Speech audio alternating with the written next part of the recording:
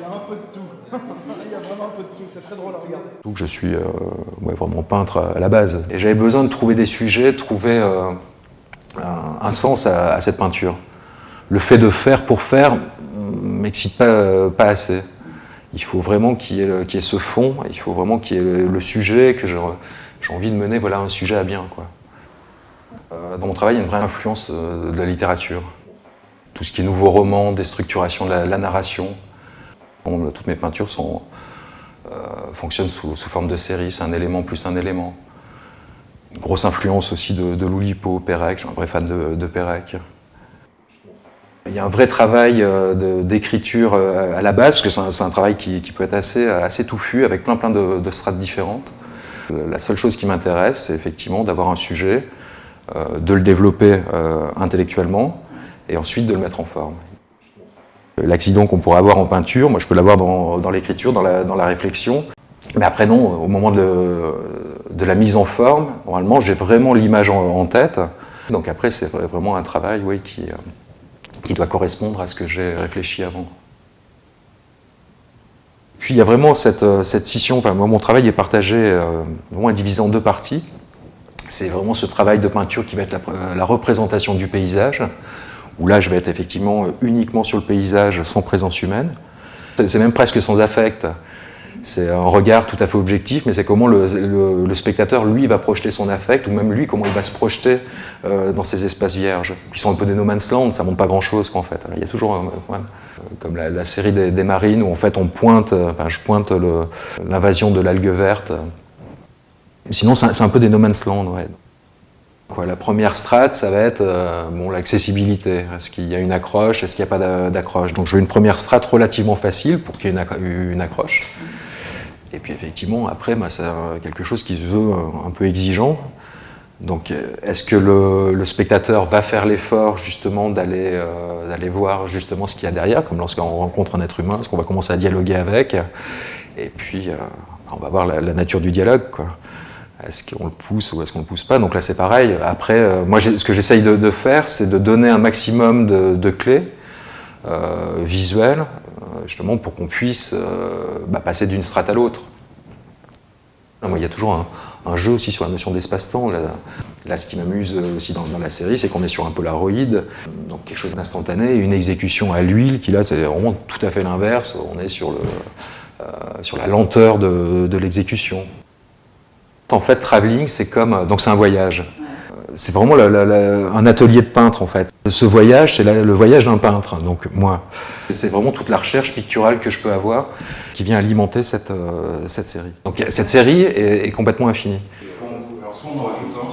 Là, il y a un travail de projection, quelque chose, justement, je suis dans mon atelier, sans fermer, c'est le regard plutôt intérieur, plutôt poétique, plutôt... immatériel. Enfin, la peinture, c'est une image mentale qu'on va aller projeter sur la toile. Donc ça, c'est le côté un peu enfermement, comme ça, dans l'atelier. Puis il y a le côté ouverture lors des résidences, où là, je vais être directement dans le paysage, et là, il y a une forte implication, justement, de la présence humaine. Je cible une population qui est déjà prédéfinie. Sur une réhabilitation urbaine, ça va être des gens qui vont être délocalisés, qui vont être relogés. Où soit je les photographie, soit je les interviewe. Souvent, dans mes principes de résidence, je collecte de l'information qui se veut relativement objective. Et ça devient, là aussi, ma matière première. Je trouve en tout cas que ça ne peut pas rester que sur un principe marchand, que ça doit être quelque chose qui doit plutôt questionner, ouvrir les esprits. Et mon but il était plutôt là, donc délocaliser, un art accessible à tous, gratuit, et surtout partout.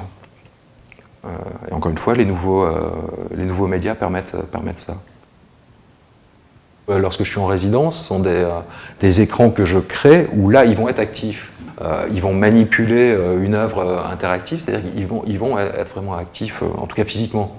Donc c'est-à-dire sans l'implication des publics, l'œuvre elle n'existe pas. J'ai pas cette matière première pour la créer et j'ai pas leur présence physique pour la faire fonctionner à la fin. Moi, l'art contemporain, c'est un regard sur la société contemporaine en utilisant des outils contemporains. Ce repas auquel j'ai assisté, c'est aussi une forme d'œuvre interactive. Ouais. Bah, c'est ça. Là, on n'était pas effectivement avec des nouveaux médias, ouais, mais c'est tout à fait interactif. Ouais. Donc moi, j'avais toute une base pour questionner donc, par le principe du dessin, le terme de solidarité. L'intérêt, il est de solliciter justement le questionnement chez les gens qui vivent dans ce paysage qui est en mutation et qui sont les gens qui le subissent au quotidien. Donc ils se questionnent par rapport à ça, et après moi ce que je fais c'est que je leur donne en fait, des espaces d'expression, ouais, des zones d'expression. Et cette nappe en était une. C'est la possibilité de s'exprimer autour d'une thématique qui était là, la notion vaste, c'était pas du restaurant solidaire, mais de la solidarité. Quoi. Tu vois, j'ai travaillé dans la presse, donc c'est une série puisque c'était pendant 4 mois, donc un dessin par semaine. Il y a une sacrée série de dessins justement sur les nappes. À chaque fois il y a ce côté sériel. Moi, je ne crois pas à la notion du chef-d'œuvre. Un élément peut être complètement anecdotique. Isolé, il est anecdotique. Il prend du sens additionné aux autres peintures. Et chaque série, on pourrait dire exactement la même chose, est anecdotique si elle n'est pas mise en relation avec mes autres séries. Et puis, effectivement, cette partie atelier peut être anecdotique si elle n'est pas mise en relation avec la partie résidence.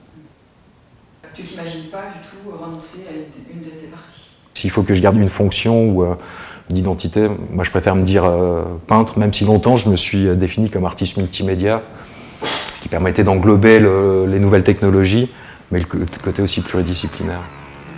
Je me vois bien aussi finir peintre dans un porte-pêcheur. Pour un complément, j'irais pêcher la crevette, quoi. Je sortirais quand même.